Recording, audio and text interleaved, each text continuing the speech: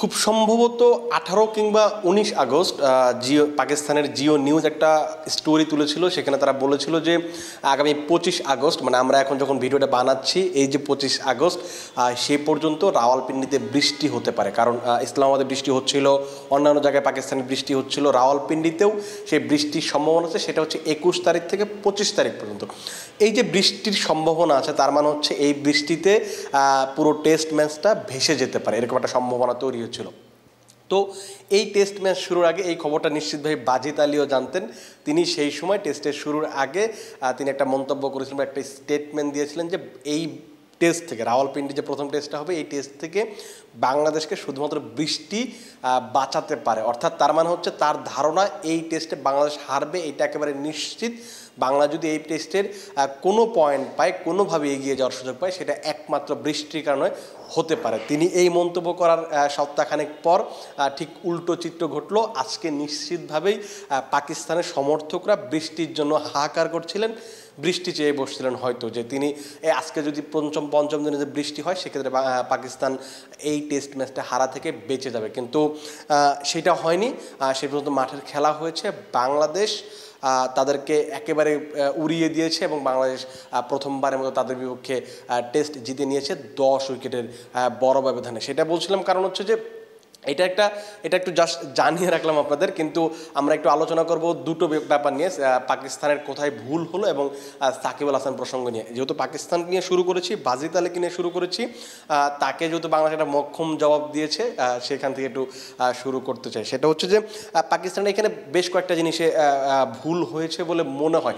যদিও নাজমুল হোসেন শান্ত প্রেস কনফারেন্সে এসে বলেছিলেন যে পাকিস্তান কোনো ভুল করেনি, আমরা ভালো খেলেছি তাই জিতেছি। অবশ্যই বাংলাদেশ ভালো খেলেছে, এটা ম্যাচ টুইটারে যখন শাহিদ আফ্রিদি যখন এটা টুইট করেছেন, সেখানে তিনি বলেছেন যে পাকিস্তানের অনেকগুলো ভুল আছে, কিন্তু কথা হচ্ছে যে আপনি বাংলাদেশ যে ধরনের ক্রিকেট খেলেছে, যে ব্র্যান্ড অফ ক্রিকেটটা খেলেছে, সেখানে সেই কৃতিত্বটা আপনি কোনোভাবেই ছিনিয়ে নিতে পারেন না বা পারবেন না। এটা একদম সত্য, আমিও এটা মেনে নিচ্ছি, এটা একেবারেই যৌক্তিক। কিন্তু আমি বলছি যে পাকিস্তানের বেশ কিছু জায়গা ছিল যে জায়গাগুলোতে আরও উন্নতি করতে পারতো, বা ওই জায়গাগুলোতে ভুল সিদ্ধান্ত না নিত, সেক্ষেত্রে হয়তো ম্যাচটা আরও জমজমাট হতে পারতো, পাকিস্তান এক পেশেভাবে নাও হারতে পারতো। তার একটা বড় কারণ হচ্ছে যে উইকেট বানাতে গিয়ে তারা একটা বড় বিপদে পড়েছে।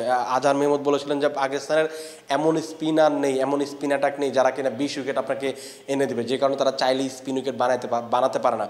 তাদের টার্গেট ছিল যে যেহেতু বাংলাদেশ ওভারসিজে ভালো খেলে না, ওভারসিজ বলতে বোঝাচ্ছি Australia, England, West Indies, south Africa, এই জায়গাগুলোতে খুব ভালো খেলে না, পেস বান্ধব উইকেট বানিয়ে বাংলাদেশকে কাবু করা হয়, বাংলাদেশকে হারানো হয়।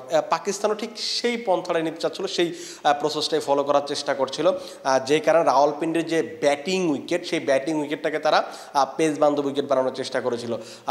প্রথম থেকে ধারণা করা হচ্ছিল যে এই উইকেটটা একেবারে পেস বান্ধব হয়ে পেসারদের জন্য একবার স্বর্গ হবে।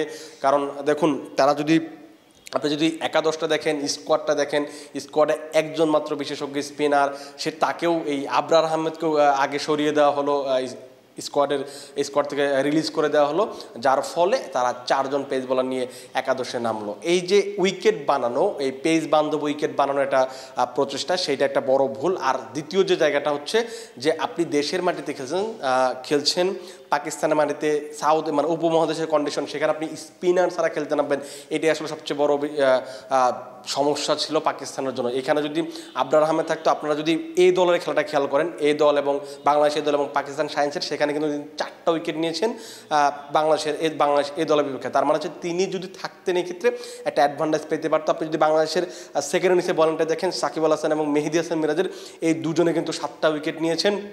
তো স্পিনারদের জন্য যে থার্ড এবং ফোর্থ ইনিংসে একটা অ্যাডভান্টেজ ছিল, সেটা কিন্তু বোঝাই যাচ্ছে। তা আপনি যদি তার আগে যদি ইংল্যান্ডের সাথে যে টেস্টটা ছিল 2022 সালে, সেই ম্যাচটা পাকিস্তান হেরে গিয়েছিল, সেই ম্যাচে যদি দেখেন আপনি, সেখানে স্পিনাররা কিন্তু বাড়তি একটা সুবিধা পেয়েছিল। সো এই যে আবরার আহমেদকে না রাখা, এটা একটা বড় সিদ্ধান্ত, একাদশ নির্বাচনে একটা বড় ভুল ছিল। আর তৃতীয় যে ভুলটার কথা বলবো, সেটা হচ্ছে যে তারা 448 রান। আপনি যখন দেখছেন যে প্রথম 10 থেকে 12 ওভার বৃষ্টির পর আপনি 10-12 ওভার যখন খেলে ফেলেন, তখন উইকেটটা পুরো ব্যাটসম্যানদের জন্য প্রেফার করছে। ব্যাটসম্যানরা খুব সহজে খেলছিলেন। সাউথ শাকিল সেঞ্চুরি করলেন, মোহাম্মদ রিজওয়ান সেঞ্চুরি করে ফেললেন।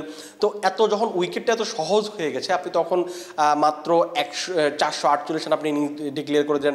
আপনার হাতে তখনও 4 উইকেট। আপনি চাইলেই আরও 10 ওভার খেলতে পারেন, 15 ওভার 20 ওভার খেলতে পারতেন। খেলে কী করতে পারতেন, 20 ওভার খেললে আপনি 100 রান তোলার টার্গেট নিয়ে খেললে তখন আপনি 500-550 রানের টার্গেট ডিক্লেয়ার দিতে পারতেন। এই যে দ্রুত ডিক্লেয়ার দিয়ে ফেলা, এইটা পাকিস্তানের সবচেয়ে বড় ভুল হয়ে গেছে। কারণ এই জায়গাতে পাকিস্তান বাংলাদেশকে আন্ডার এস্টিমেট করেছে। তাদের ধারণা ছিল, এটা অতি আত্মবিশ্বাসে বলতে পারেন, আন্ডার এস্টিমেট যদি না বলতে চান আপনি, কারণ হচ্ছে তাদের ধারণা ছিল যে আমাদের যেহেতু 5 জন টপ লেভেলের পেসার আছে, বাংলাদেশ যেহেতু পেসারদের বিপক্ষে এত ভালো না দেশের বাইরে, সেই ক্ষেত্রে পাকিস্তান হয়তো তাদেরকে খুব দ্রুত গুটিয়ে ফেলবে এবং তারা ম্যাচটা জিতে নেবে। কিন্তু বাংলাদেশ এখানে যে কাজটা করেছে, যে উইকেটটা ভালো পেয়েছিল, সেখানে সাদমান ইসলাম দারুণ শুরু এনে দিলেন, মুমিনুল হক, লিটন দাস একটা দারুণ কাউন্টার অ্যাটাক করলেন, মুশফিকুর রহিম পুরো একেবারে ধরে খেললেন, মেহেদী হাসান মিরাজ একটা 77 রান ইনিংস খেলেন, মুশফিক তো 191 করেছেন।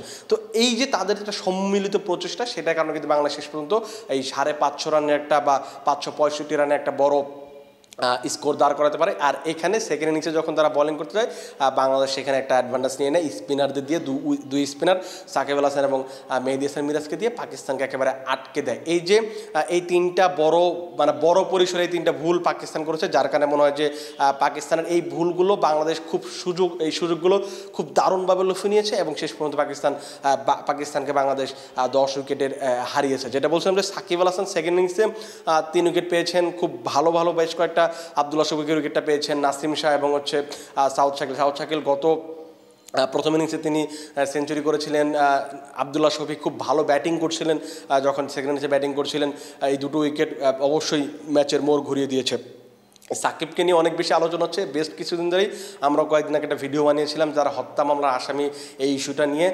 তিনি যখন এই ম্যাচটা খেলছিলেন, সেই সময় তার বিরুদ্ধে একটা মামলা হয় যে আদাবর থানায়, যেখানে তিনি হত্যা মামলার আসামি হিসেবে 156 জনের ভিতরে তিনি 28 নম্বর আসামি হিসেবে অভিযুক্ত হয়েছেন। তো এই যে ঘটনার পর থেকে তাকে নিয়ে আলোচনাটা অনেক বেশি চলছিল। তিনি যখন ব্যাটিংয়ে নামলেন তখন তিনি ভালো করতে পারলেন না, তারপরে তাকে নিয়ে আরও বেশি সমালোচনা হচ্ছে। এটা আসলে এই পরিস্থিতিতে আসলে সাকিবের জন্য খুবই কঠিন, কিন্তু তিনি এই জিনিসগুলো সব এক পাশে রেখে তিনি খেলার চেষ্টা করছিলেন। প্রথম ইনিংসে উইকেট পাননি, ভালো করতে পারেননি, তিনি রান করতে পারেননি, তারপর কিন্তু সেকেন্ড ইনিংসে তিনি তার কাজটা করে দিয়েছেন। তারপর থেকে কিন্তু সাকিবকে নিয়ে অনেক বেশি আরও বেশি আলোচনা হচ্ছে। এখন যেটা হচ্ছে যে সাকিব ম্যাচ যখন শেষ হলো, এই ম্যাচ শেষ হওয়ার পর নাজমুল হাসান শান্তকে প্রশ্ন করা হয়েছিল যে সাকিবের ব্যাপারে যে এই যে একটা ঘটনা ঘটছে, এটা নিয়ে আসলে তার মন্তব্য বা কীভাবে কী দেখছে ব্যাপারগুলো, যে জিনিসগুলো, সেটাতে তিনি সাকিব ব্যাপারে তিনি যিনি দেশের হয়ে খেলেন, তিনি তার ব্যক্তিগত জীবনের যে ব্যাপারগুলো থাকে তিনি সবসময় এগুলোকে এক পাশে রেখে দেন এবং তিনি দেশের হয়ে সবসময় ডেডিকেটেড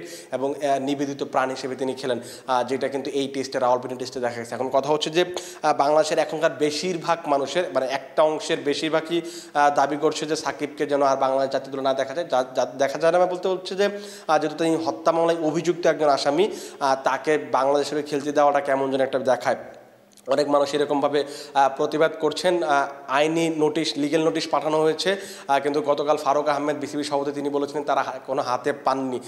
গতকাল একটা অনানুষ্ঠানিক সভা করেছে বিসিবি, আর সেখানে তারা সাকিবকে নিয়ে আলোচনা করেছে, সাকিবকে নিয়ে কী করা যায় ভবিষ্যতে, যেহেতু সেকেন্ড টেস্ট শুরু হবে 30 আগস্ট থেকে, তার আগে একটা সিদ্ধান্ত নেওয়া হবে বলে। যেটা বলছিলাম যে শান্ত, তিনি বলেছেন যে সাকিব দেশের জন্য ডেডিকেটেড, তিনি চান সাকিব যেন পরের ম্যাচটা তো খেলেন এবং তিনি যেন এই যে তার উপর যেটা প্রত্যাশা আছে, তার তিনি যে পারফরমেন্সটা করেন সেটা যেন তিনি কন্টিনিউ করতে পারেন। কিন্তু কথা হচ্ছে সাকিবের পরের ম্যাচের খেলার সম্ভাবনাটা কতটুকু, সেটা এখন সবচেয়ে বড় প্রশ্ন।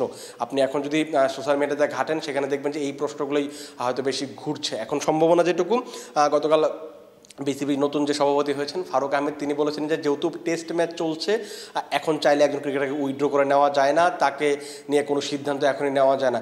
তিনি বলেছিলেন যে ম্যাচটা শেষ হোক, তারপরে আমরা নিজেরা আলোচনা করব, কথা বলবো। তিনি যদি আমাদের একটা কর্মচারী এমপ্লয়ি, তিনি বোঝানোর চেষ্টা করছেন, কারণ ক্রিকেটার বোর্ড এবং বোর্ডের সাথে সম্পর্কটা হচ্ছে এইরকম যে আপনি চাকরি করেন এইখানে, আর সেটা যেন আপনি টাকা পান বা অন্যান্য ব্যাপারগুলো, সেটা অন্য একটা টপিক। যেটা হচ্ছে যে ফারুক আহমেদ বলেছেন যে এই ম্যাচটা শেষ হলে তারা আলোচনা করবেন, খুব সম্ভবত 1 থেকে 2 দিনের ভিতরে তারা একটা বোর্ড মিটিং করবেন, হয়তো বোর্ড মিটিং বলতে তারা হয়তো নিজেদের মাঝে একটা মিটিং করবেন, একদম আনুষ্ঠানিক বড় ধরনের কোনো বোর্ড মিটিং হবে খুব সম্ভবত এরকম না। আর নিজেরা আলোচনা করবেন, নির্বাচক থাকবে, হয়তো বোর্ডের যে পরিচালকরা এখন যারা আছেন তারা সেখানে হয়তো থাকবেন। সেই সঙ্গে সাকিবকে হয়তো আলোচনায় যুক্ত করা হতে পারে, কোনো কলের মাধ্যমে বা ভিডিও কলের মাধ্যমে কোনো একটাভাবে হয়তো তাকে সংযুক্ত করা হতে পারে। তখন তারা আলোচনা করবে যে সাকিবকে নিয়ে কী ধরনের সিদ্ধান্ত নেওয়া হতে পারে। এখন পর্যন্ত বলা কঠিন সাকিবকে নিয়ে বিসিবি আসলে কোন পথে হাঁটবে।